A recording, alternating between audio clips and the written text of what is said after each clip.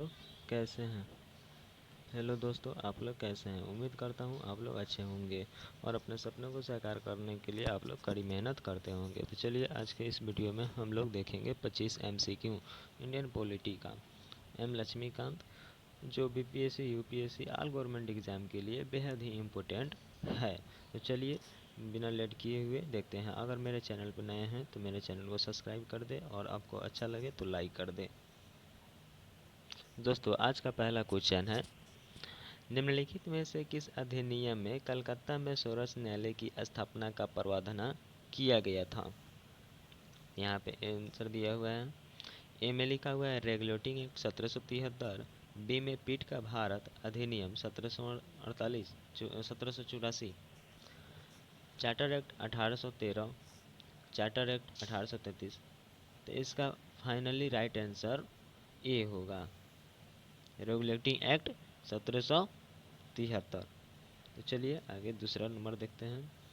सर्वोच्च न्यायालय की स्थापना के संबंध में निम्नलिखित में से कौन सा कथन सही है। तो इसमें कलकत्ता में सर्वोच्च न्यायालय की स्थापना 1773 के रेगुलेटिंग एक्ट के द्वारा की गई थी। लेमेस्टर इस न्यायालय के प्रथम मुख्य न्यायाधीश थे। नीचे दिए गए कूट से सही उत्तर का चयन कीजिए।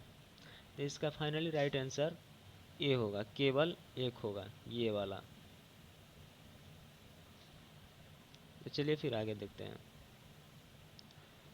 सूची 1 तथा सूची 2 को सुमेलित कीजिए तथा सूचित के नीचे दिए गए कूट से सही उत्तर का चयन कीजिए। तो चलिए इसको मिलान करते हैं। तो चलिए हम देखते हैं। तो इसका हो जाएगा फाइनली यहाँ पे मिला दिए हैं, आप लोग देख लीजिएगा। तो इसका राइट आंसर बी होगा।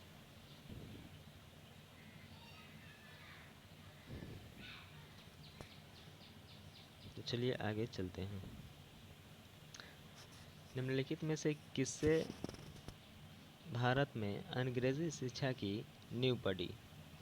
1813 का charter act, general committee of public instructs 1823, उचिए एवं अंग्रेजी विवाद। नीचे दिए गए कूट का प्रयोग कर सही उत्तर चुनिए। तो चलिए आप लोग बताइए कि इसका फाइनली राइट आंसर डी होगा, जो यहाँ पे है। चलिए आगे चलते हैं। किस अधिनियम के द्वारा ब्रिटिश संसद ने चाय और चीन के साथ व्यापार को छोड़कर ईस्ट इंडिया कंपनी के भारत के साथ व्यापार एक अधिकार को समाप्त कर दिया था। तो ए नंबर में दिया है 1813 का चार्टर अधिनियम, बी में 1833 का चार्टर अधिनियम, सी में 1853 का चार्टर अधिनियम, डी में 1873 का चार्टर अधिनियम। इसका फाइनली राइट आंसर 5 का ए होगा। तो चलिए आगे चलते हैं। चार्टर एक्ट 1813 के संबंध में निम्नलिखित कथनों पर विचार कीजिए।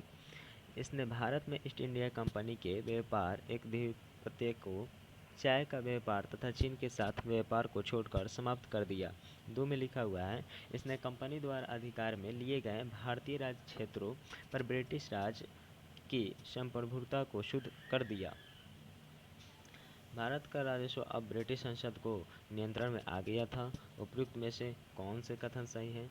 तो मेरे दोस्त, ये केवल 1-2 सही है, एक एक दो सही है। तो आप लोग स्क्रीनशॉट ले लीजिएगा और इसको ध्यानपूर्वक याद कर लीजिएगा। किस अधिनियम ने भारतवासियों को अपने देश के प्रशासन में कुछ हिस्सा लेना संभव बनाया। Charter act 1833, charter act 1853, government of India act 1858, India council act 1861। तो इसका फाइनली आंसर होगा चार्टर एक्ट 1833, जो कि ए नंबर में है, चार्टर एक्ट 1833। निम्नलिखित में से किस अधिनियम के अंतर्गत भारतीय विधान परिषद को बजट पर बहस करने की शक्ति प्राप्त हुई? भारतीय परिषद अधिनियम 1861, भारतीय परिषद अधिनियम 1892, भारतीय परिषद अधिनियम 1909, भारतीय शासन अधिनियम 1919। तो इसका फाइनल राइट आंसर बी होगा। ब्रिटिश भारत में सांप्रदायिक प्रतिनिधित्व की व्यवस्था निम्नलिखित में से किस अधिनियम द्वारा की गई थी? यहाँ पे ए नंबर दिया हुआ है, तो इसका राइट आंसर भारतीय काउंसिल अधिनियम 1892, मार्लो मिंटो सुधार। इसका राइट आंसर बी होगा, जो मार्लो मिंटो सुधार के द्वारा। 10 नंबर क्वेश्चन में लिखा हुआ है, निम्नलिखित में से किस एक अधिनियम द्वारा भारत में संघीय न्यायालय की स्थापना की गई थी? तो चलिए इसका हम क्वेश्चन देखते हैं। भारतीय परिषद अधिनियम 1861, भारत सरकार अधिनियम 1909, भारत सरकार अधिनियम 1919, उपयुक्त में से कोई नहीं। इसमें दोस्तों कोई भी जो एथी नहीं है कि इसमें मेरे दोस्त नहीं दिया गया है। तो चलिए इसका फाइनल राइट आंसर होगा डी नंबर, उपयुक्त में से कोई नहीं। चलिए आगे चलते हैं। भारत के संघीय न्यायालय निम्नलिखित में से किस वर्ष में स्थापित किया गया था? तो चलिए आप लोग बताइए कमेंट करके। 1935, 1937, 1946, 1947। तो इसका फाइनली राइट आंसर बी होगा, 1937। 1937। केंद्र में द्वैध शासन किस अधिनियम के अंतर्गत स्थापित किया गया? 1909 के अधिनियम, भारत सरकार अधिनियम 1919, भारत सरकार अधिनियम 1935, भारत स्वतंत्रता अधिनियम 1947। तो इसका फाइनली राइट आंसर भारत सरकार अधिनियम, जो कि सी नंबर में है, भारत सरकार अधिनियम।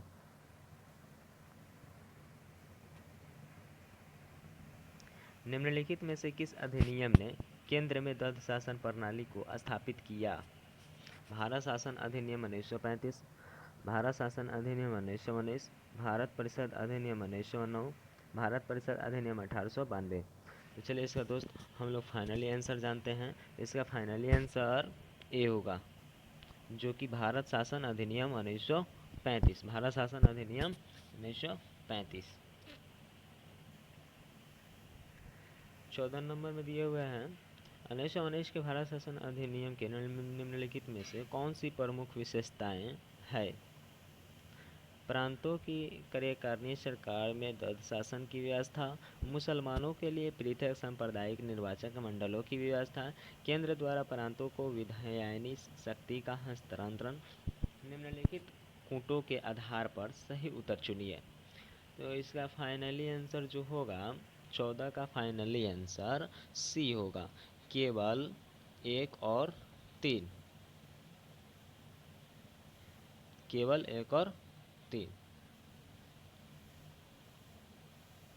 निम्नलिखित में से किसने ब्रिटिश भारत में प्रांतीय स्वायत्तता शुरू की? Cabinet mission, Simon commission, Bharat सरकार अधिनियम 1935, भारत सरकार अधिनियम 1919।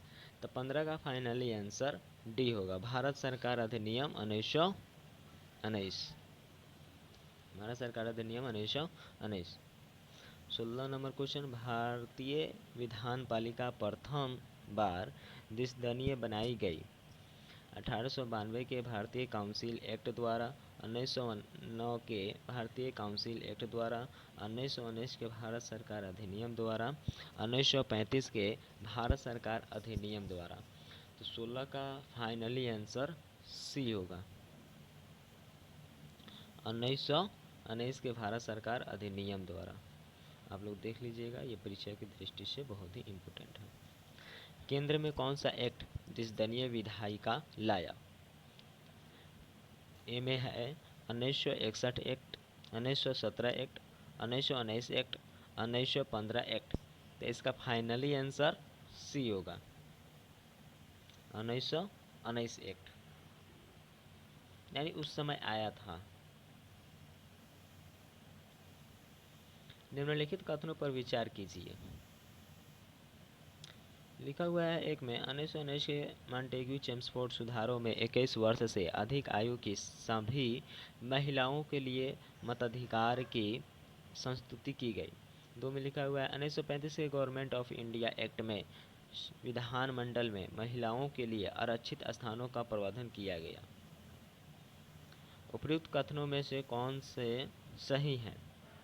केवल एक, केवल दो, एक और दो दोनों, ना तो एक और ना ही दो। ये परीक्षा की दृष्टि से बहुत ही इम्पोर्टेंट है मेरे दोस्त, इसको याद कर लीजिएगा। इसका फाइनली आंसर होगा बी, केवल दो।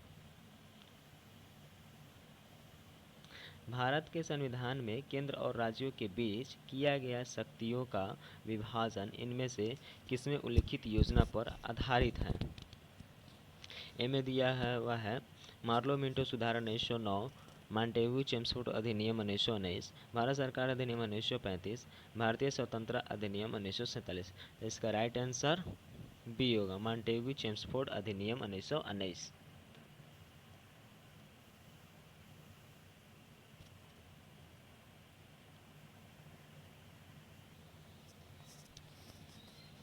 निम्न में से एक भारत सरकार अधिनियम 1935 की मुख्य विशेषताओं में से नहीं थी।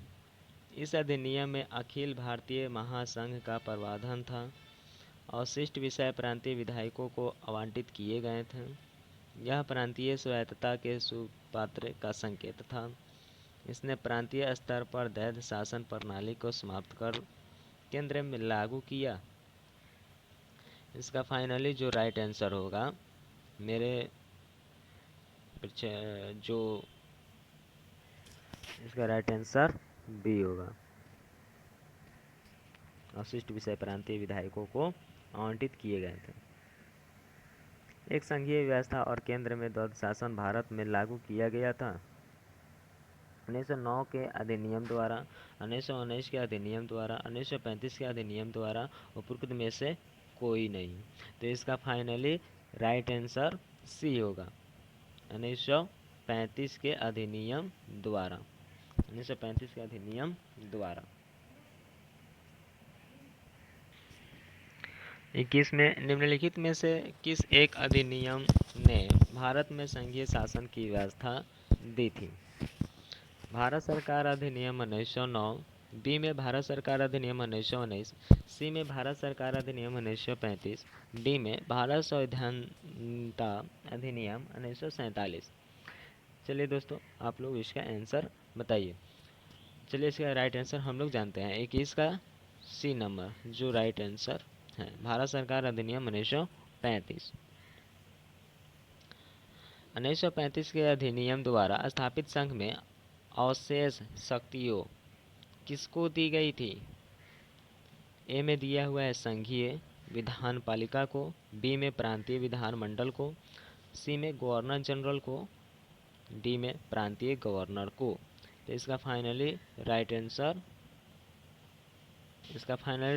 सी होगा, गवर्नर जनरल को।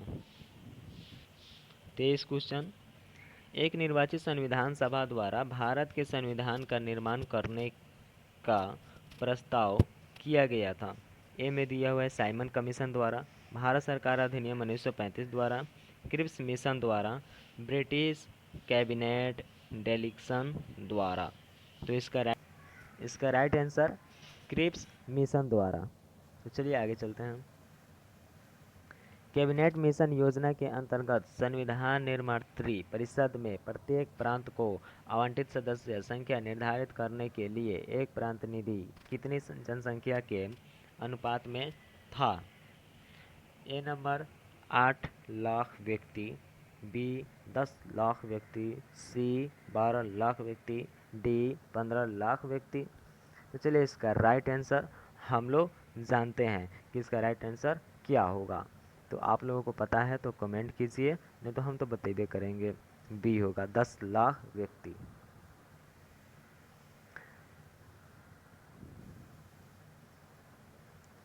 ये क्वेश्चन आप लोगों के लिए है 25 नंबर। इन व्यक्तियों में से कौन कैबिनेट मिशन का सदस्य नहीं था? आप लोग इस क्वेश्चन को कमेंट में बताइएगा।